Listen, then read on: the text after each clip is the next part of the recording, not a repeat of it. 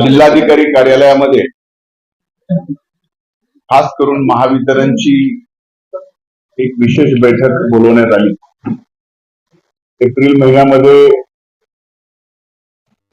मे महिन्यामध्ये आणि जून महिन्यामध्ये वादळी वाऱ्यासहित अवकाळी पावसाचा फार मोठं प्रमाण आपल्या बीड जिल्ह्यात झालं। त्याचा फटका विजाचे खांब पडण्यापासून ते रोहात्र्याचे पूर्णपणानं खराब होणं, एसटी एलटी पासून इतर सर्व लाईन कोलॅप्स होणं, अनेक गावचं विद्युत वितरण पूर्णपणानं बंद होणं, या सर्व गोष्टीचा आढावा आज या ठिकाणी बैठकीमध्ये घेतला। मागच्या वर्षीच्या जिल्हा नियोजन मधून जवळजवळ महावितरणला आम्ही 20 कोटी रुपये दोन्ही कार्यकारी विभाग जे आहेत आपले अभियंत्याचे बीड आणि अंबाजोगाई याच्यासाठी दिले। त्याच्या एकूण आतापर्यंत किती कामाची प्रगती आहे, त्याचबरोबर RDSS आणि HADS या दोन स्कीम ज्या की लॉस रिडक्शन मध्ये संदर्भात एक आहे आणि उच्च दाबाचे सबस्टेशन असतील, 33 केव्हीचे सबस्टेशन असतील, विद्युत वितरणाची व्यवस्था सबलीकरणाच्या संदर्भातली व्यवस्था असेल, हे दोन्ही वेगवेगळे काम या बीड जिल्ह्यामध्ये चालू आहे। त्याची परिस्थिती सुद्धा, त्याचा आढावाही आजच्या बैठकीमध्ये घेतला। आणि येणाऱ्या 8 दिवसामध्ये खरं तर कालपर्यंत वादळ वाऱ्यासह अनेक गावातली लाईट आपल्या जिल्ह्यातल्या बंद झाली। गेवराई तालुक्यामध्ये सुद्धा काल फार मोठ्या प्रमाणामध्ये नुकसान त्या ठिकाणी झालं।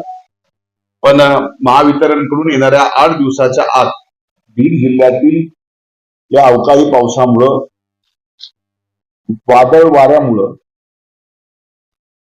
जे काही विद्युत वितरण बंद पडलं होतं ते पूर्ववत चालू होणार आहे। त्याचबरोबर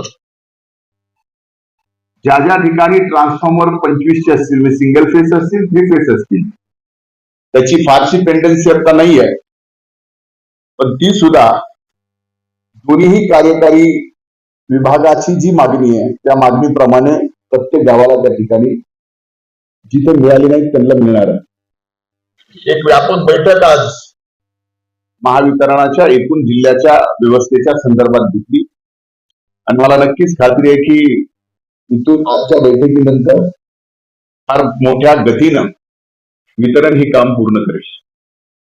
मला आणखीन एक अधिकची माहिती या ठिकाणी द्यायची आहे की राज्याचा कृषी मंत्री म्हणून जवळजवळ 1 वर्ष झालं मी काम करतोय आणि कृषी मंत्री म्हणून काम करत असताना मी हे दुसऱ्या खरीपचा हंगाम या ठिकाणी पाहतो।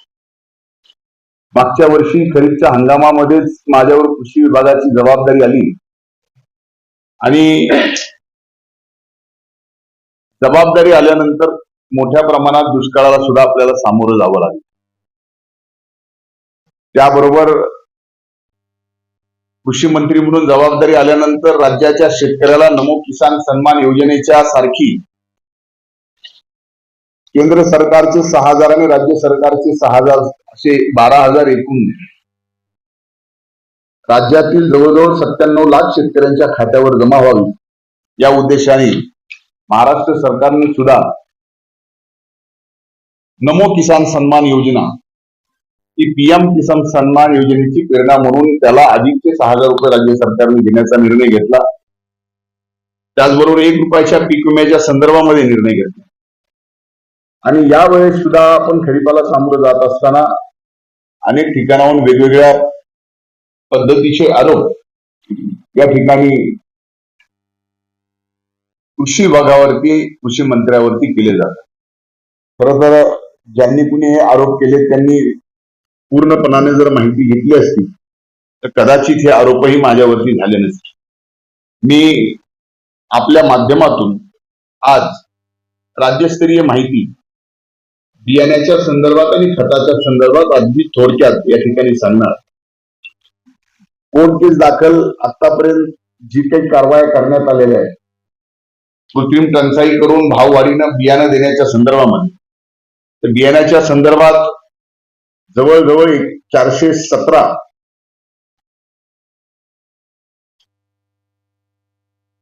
कोर्ट केसेस दाखल आपण केले. जो साठा जप्त केलेला आहे तो 148 मेट्रिक टन साठा या ठिकाणी बियाण्याचा जप्त केलेला आहे. ज्या विक्रेत्यांनी अशा पद्धतीचे चुकीचं करून शेतकऱ्यांना लुबाडण्याचा प्रयत्न केलाय त्या विक्रेत्याचा परवाना निलंबित करण्याची या खरीपाच्या हंगामातली कारवाई संबंध राज्यातली 153 विक्रेता परवाना आपण निलंबित केली. विक्रेते परवाने रद्द करण्याची कारवाई जवळजवळ या राज्यात 35 ठिकाणी झालेली आहे आणि विक्री बंद आदेशाची संख्या 751 झाली आहे. आणि या बाबतीत अधिक गंभीर जे काही प्रकार घडले त्याच्या संदर्भात 27 पोलीस स्टेशनला या राज्यातील अशा प्रकारे शेतकऱ्याला दुभागणाऱ्या निविष्ठाधारकांना काही निविष्ठा उत्पादकावर आणि डीलरवर कारवाई करण्यात आली. खताच्या संदर्भात जी कोर्ट केस दाखल झाल्या त्या 287 आहेत. साठा जप्त जो झालाय तो 857 मेट्रिक टन आहे. विक्रेता परवाना जे खताच्या संदर्भात आधीच्या भावाने कृत्रिम टंचाई दाखवून शेतकऱ्यांची लुबाडणूक करत होते त्यांचे परवाने निलंबित 469 आहे. विक्रेते परवाने रद्द केल्याची संख्या 76 आहे आणि विक्री बंद आदेश संख्या 1105 खत विक्रेता जे आहेत त्यांच्यावर आहे. पोलीस केस आतापर्यंत या राज्यात अशा खत अधिकच कृत्रिम टंचाई दाखवून लुटणाऱ्या लोकांना 30 ठिकाणी पोलीस स्टेशनवर म्हणजे एफआयआर दाखल झाली आहे. कीटकनाशकाच्या संदर्भामध्ये कोर्ट केस दाखल झाल्यात 49, साठा जप्त झालाय 64 मेट्रिक टन ज्याची मूल्य संख्या आहे 48 कोटी रुपये. आणि जे परवाने निलंबित केलेले आहेत कीटकनाशकाचे ते 79 आहेत. विक्रेते परवाने रद्द जे करण्यात आले ते 32 आहेत. विक्री बंद आदेशाची संख्या 399 आहे आणि ज्या केसेस दाखल झाल्यात राज्यभरामध्ये त्या 15 आहेत.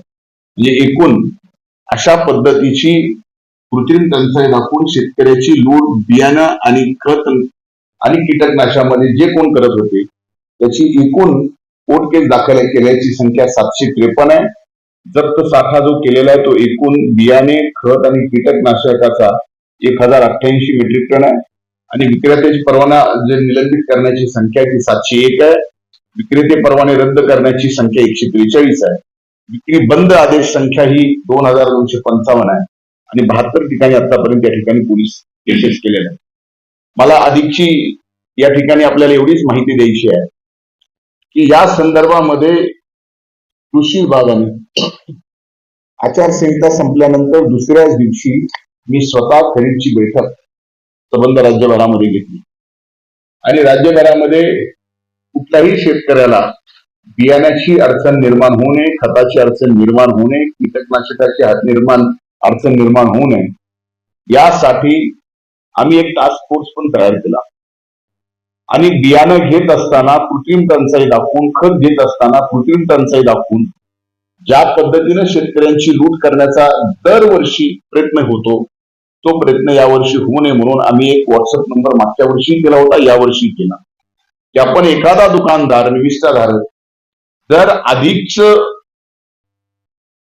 पैसे लावून कृत्रिम टंचाई दाखवून बियाणं विकत असेल, त्या बियाणाला कुठलं तरी दुसरं प्रोडक्ट लिंक करून विकत असेल, खताच्या संदर्भात अधिकचे पैसे घेऊन त्याला दुसरे लिंक करून प्रोडक्ट लिंक करून जर विकत असेल तर अशी तक्रार व्हॉट्सअपवर द्या. 1 तासाच्या आत त्याची चौकशी करून अशा कृत्रिम टंचाई करून शेतकऱ्याच्या लूट करणाऱ्या निविष्ठाधारकांना, खत विक्रेत्यांना आणि कीटकनाशक पुरवठा करणाऱ्या ज्या दुकानदार आहेत त्यांच्यावरती कारवाई केली जाईल याबाबतची भूमिका घेतल्यामुळेच आपण बघितलं असेल की काही आरोप केल्यानंतर अनेक ठिकाणाहून ते आरोप कशा पद्धतीने होते हे सुद्धा आपल्याच माध्यमाच्या चॅनलच्या माध्यमातून या ठिकाणी दाखवण्यात आलं.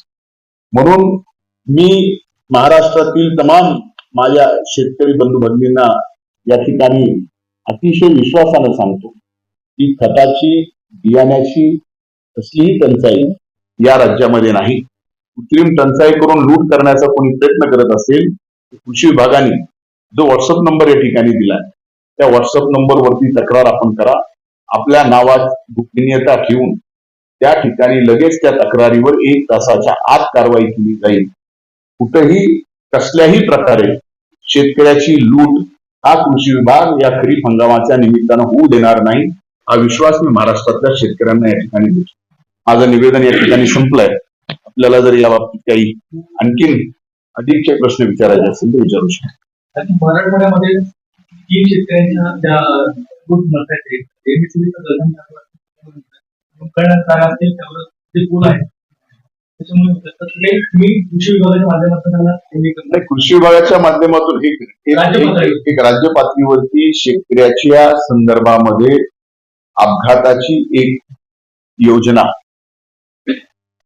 स्वर्गीय गोपीनाथरावजी मुंडे साहेबांच्या नावाने आहे, जी आपण पूर्वी विमा म्हणून देत होतो, पण आता विमा म्हणून नाही, अनुदान आपण या ठिकाणी देतो. त्यामुळे ती योजना आता अगोदरच आहे. मधल्या काळात तारा लोंबकाळणं, पूल पडणं, ह्या सगळ्या गोष्टी ज्या काही झाल्या त्या वादळी वाऱ्यासह पावसामुळं त्या वितरण व्यवस्थेवरती जी फार मोठी नैसर्गिक संकट समोर आलं, त्याच्यातून काही ठिकाणी तार पडलेले असताना काही अपघात जे घडलेले आहेत ते दुरुस्त करण्याच्या संदर्भातले आदेश सुद्धा या ठिकाणी दिले. आणि दोन्ही ठिकाणाहून जिथं महावितरणची चूक झालेली आहे तिथं त्या शेतकऱ्याला महावितरणकडून पण मदत मिळेल. आणि राज्याची जी योजना आहे शेतकरी अपघात योजना त्याच्यातून सुद्धा काही मदत मिळणार. तर राजकीय प्रश्न आहे. आपण खरं तर लोकसभा निवडणुकीच्या मोजणीनंतर पहिल्यांदाच बीडमध्ये येत आहे. काय अनुमान आपण या दरम्यान काढला की काय घडलं नेमकं बीडमध्ये लोकसभा निवडणुकीच्या नाही, बीडमध्ये काय घडलंय खरं तर माझ्यापेक्षा आधीच तुम्हाला माहिती आहे. माझ्या जीवनामध्ये मी 1995 पासून लोकसभेच्या निवडणुकीमध्ये एक गाव सांभाळण्यापासून ते कालची लोकसभेची पूर्ण निवडणूक सांभाळण्यापर्यंत जबाबदारी मी पार पाडली. कधीच अशा पद्धतीची निवडणूक मी पाहिली नाही. अशा पद्धतीची निवडणूक या बीड लोकसभा मतदारसंघात या मराठवाड्यामध्ये आपल्याला पाहायला मिळते. त्याला अनेक 2-3 कारण आहेत, ज्या कारणामुळं या निवडणुकीत आम्हाला पराभव पत्करावा लागला.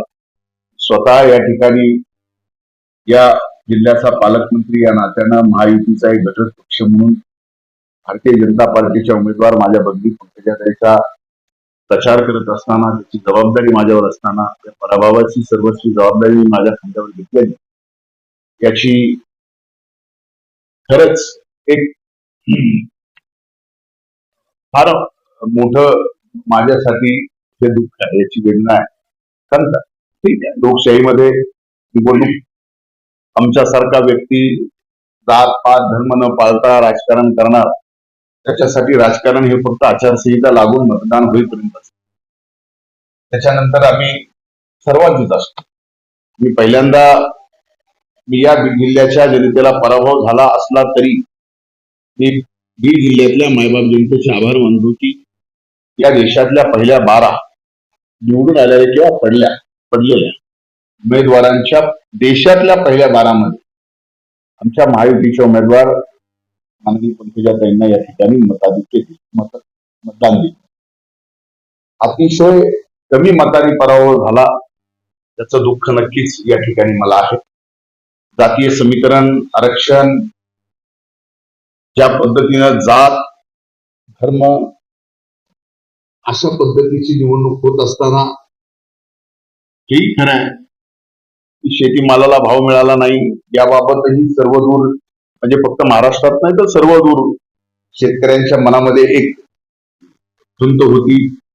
या समीकरणात या ठिकाणी जात आणि धर्म एकत्र झाल्यानंतर विकासाच्या मुद्द्यावर आमच्यासारखे निवडणूक लढणारे त्यावेळेस विकास आम्ही बीड जिल्ह्याच्या संबंधित ठेवलेली ब्ल्यूप्रिंट ही बाजूला ठेवून फक्त जात आणि धर्मावरतीच या ठिकाणी निवडणूक झाली. त्याचा परिणाम आम्हाला अतिशय अल्पशा मतांनी पराभव पत्करावा लागला तो आम्ही विनम्रपणे पत्करला.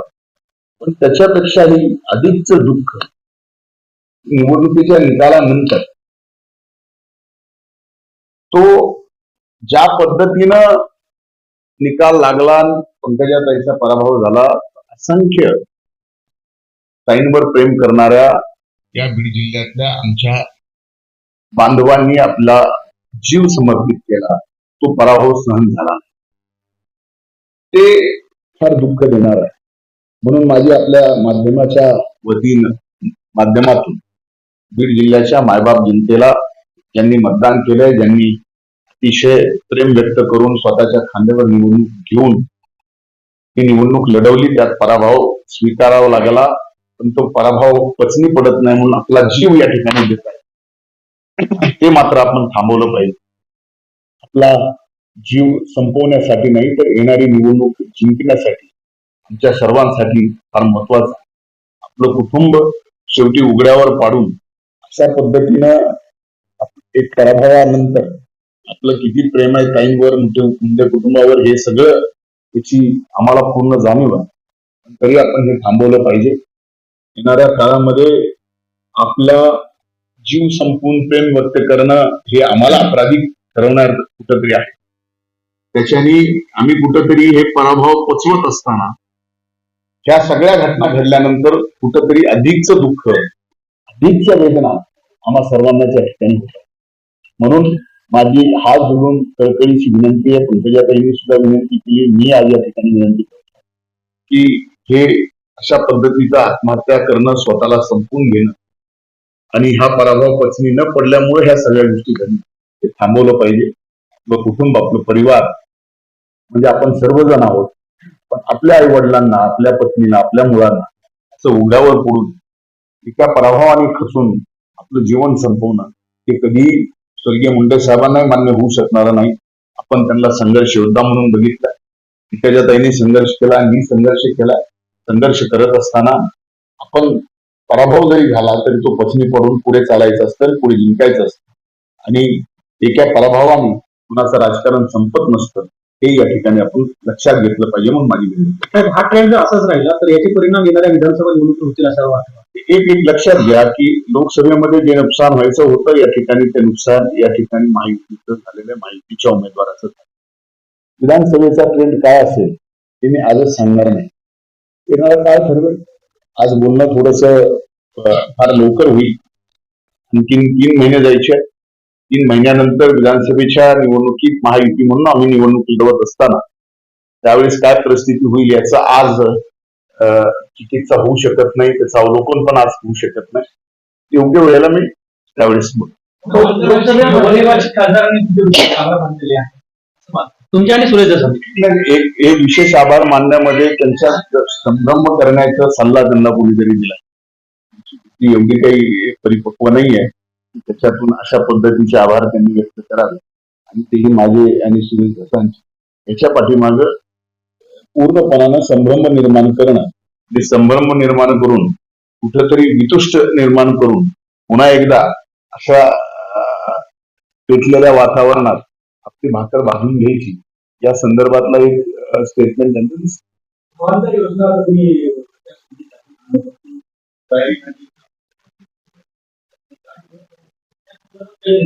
त्या संदर्भामध्ये आमचा प्रस्ताव हा आता वित्त विभागाकडे, कृषी विभागाकडून गेला.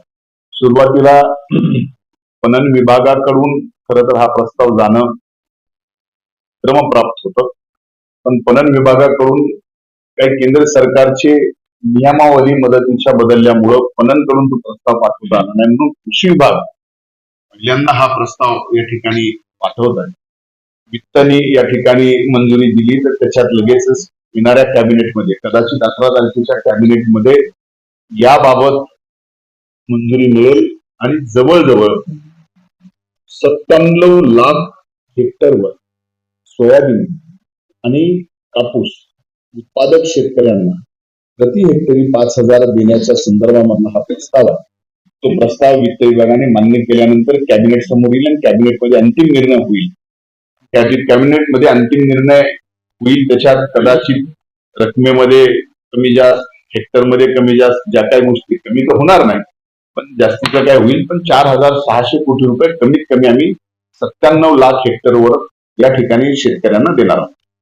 सगळ्यात महत्त्वाचा प्रश्न म्हणजे शेतकऱ्यांच्या ज्या विकासाची योजना आहे काही शेतकऱ्यापर्यंत पोहोचत काय पोहोचत नाही. मात्र विशेष म्हणजे बीड जिल्ह्यामध्ये आत्मा नावाची कोबरा नावाची जी योजना आहे, बीड जिल्ह्यातील काही गावापुरती मर्यादित आहे. 20 गावं त्यापासून एक मिनिट, पहिल्यांदा तुमची माहिती चुकीची. नानाजी देशमुख कृषी संजीवनी योजना टप्पा 1 हा टप्पा 1 पूर्णपणानं कामं संपून बंद पडला. टप्पा 2 ची कामं आणखीन हातात घेतलेली नाहीत, आपण आता हातात घेऊ. टप्पा 2 ला ज्यावेळेस जागतिक बँकेने मंजुरी दिली, ती मंजुरी आचारसंहितेच्या अगोदर मार्च महिन्याच्या पहिल्या आठवड्यात आपण या ठिकाणी मंजुरी दिली आणि त्याच्यानंतर लगेचच आचारसंहिता लागली. आणि नानाजी देशमुख कृषी संजीवनी योजनेमध्ये जी गावं निवडण्याची प्रक्रिया आहे, ती प्रक्रिया त्याला जागतिक बँकेने नियम घालून दिलेले आहेत. त्याची येणाऱ्या आठवड्यात बैठक होऊन दुसरा टप्पा नानाजी देशमुख कृषी संजीवनी योजनेचा या ठिकाणी चालू होणार आहे. मागच्या काळामध्ये जी अर्धवट कामं नानाजी देशमुख कृषी संजीवनी योजनेत पहिल्या टप्प्यामध्ये अर्धवट राहिलेली ती पूर्ण करायची का नाही करायची आणि नवीन किती गावं त्याच्यात घ्यायची त्या संदर्भातली एक बैठक खरं तर ही सचिव पातळीवरती सचिवांनी तो घ्यायचा. त्याच्यानंतर तो प्रस्ताव माझ्याकडे येतो. ते पुढच्या आठवड्यात आल्यानंतर आम्ही कसल्याही परिस्थितीमध्ये 10 जुलैच्या अगोदर नानाजी देशमुख कृषी संजीवनी योजना टप्पा 2 या ठिकाणी पूर्ण करा. बहुतेक विम्याचा प्रश्न आहे. कारण की अग्रिम पीक विमा शेतकऱ्यांना मिळाला असला तरी पीक विमा जो आहे तो शेतकऱ्यांना अद्याप मिळालेला नाही. मोठ्या प्रमाणात तक्रारी येतात. एक लक्षात घेतलं पाहिजे की एक तर यावेळेस देशात पहिलं राज्य आहे की ज्या राज्याने 1 रुपयात पीक विमा योजना आणली. म्हणजे सोयाबीन शेतकऱ्याचे 1250 रुपये प्रति हेक्टरी हप्ता जो शेतकऱ्याचा तो वाचवला. कापूस उत्पादक शेतकऱ्यांचा 1650 रुपये हप्ता वाचवला. 1 रुपया विमा द्यायचा ठरवलं. यावेळेस फार मोठा दुष्काळ निर्माण झाला. 1 रुपयात 25% अग्रिम देण्यात आलं पीक विम्याचं. 25% अग्रिमची रक्कम ही कमीत कमी 7,500 रुपये शेतकऱ्याच्या खात्यावरती जमा झाली. अंतिम पीक कापणी प्रयोग हा 31 मार्च पर्यंतची मुदत त्याला असते. हा अंतिम पीक कापणी प्रयोग हा केंद्र सरकार राज्य सरकारकडे एप्रिल महिन्यात आला. त्यावेळेस आचारसंहिता लागलेली.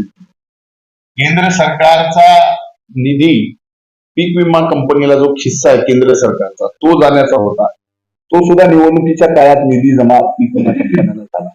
आणि मला असं वाटतं की 15 जुलैपर्यंत अंतिम कापणी प्रयोगाच्या अंती या पीक विम्याचे सर्व निवाडे मार्गी लागतील.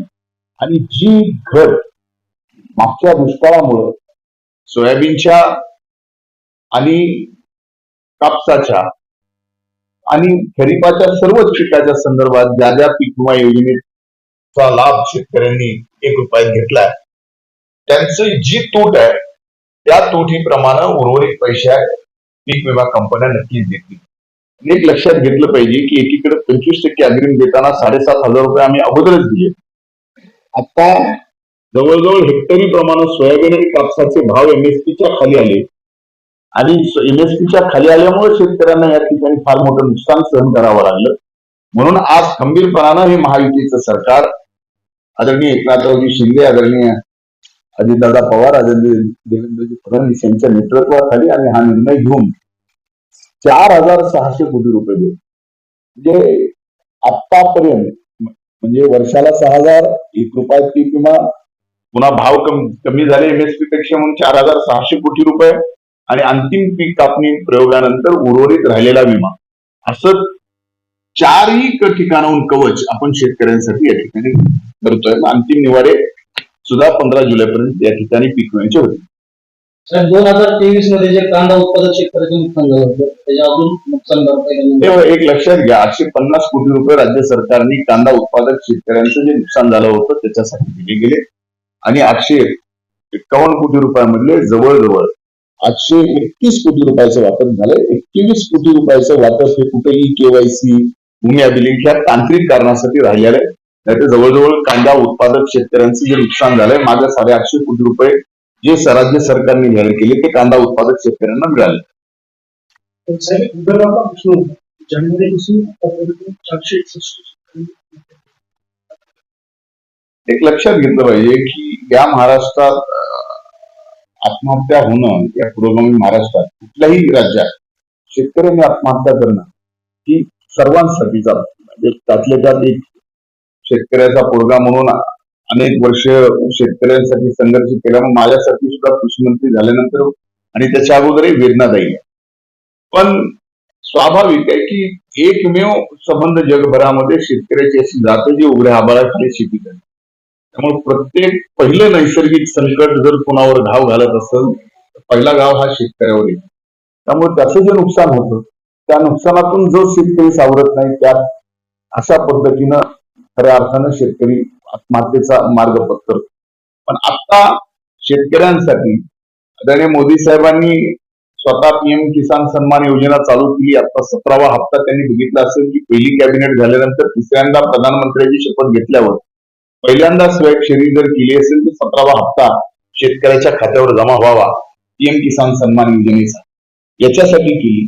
त्यामुळं केंद्र सरकार असेल राज्य सरकार असेल शेतकऱ्यांच्या बाजूने खंबीरपणाने म्हणूनच आम्ही 1 रुपयाची योजना आणली. म्हणूनच 6,000 मोदी साहेबांनी दिले तर 6,000 राज्य सरकारने द्यायचे ठरवले. असे 12,000 आपण या ठिकाणी देतो. कापूस सोयाबीन मध्ये एमएसपीच्या खाली खरेदी करावं लागली म्हणून 4,600 कोटी रुपये आपण आता देतो. पीक विम्याचे अग्रिम 25% आपण दिले गेले. हा फायदा पूर्णपणाने या राज्यातील 1 कोटी शेतकऱ्यांना आपण देतोय. काहीच मिळत नाही अशातला भाग नाही. म्हणून माझी हात जोडून विनंती आहे नैसर्गिक संकट येतं नैसर्गिक संकट जातं. हे सरकार शेतकऱ्यांच्या पाठीमागं आर्थिकदृष्ट्या सक्षमपणे उभा आहे आणि ते उभा असल्यामुळे अशा पद्धतीचा मार्ग शेतकऱ्यांना अवलंबून आहे की मी या ठिकाणी कृषी विभागाचा मंत्री म्हणून मी विनंती करतो. काही थँक्यू.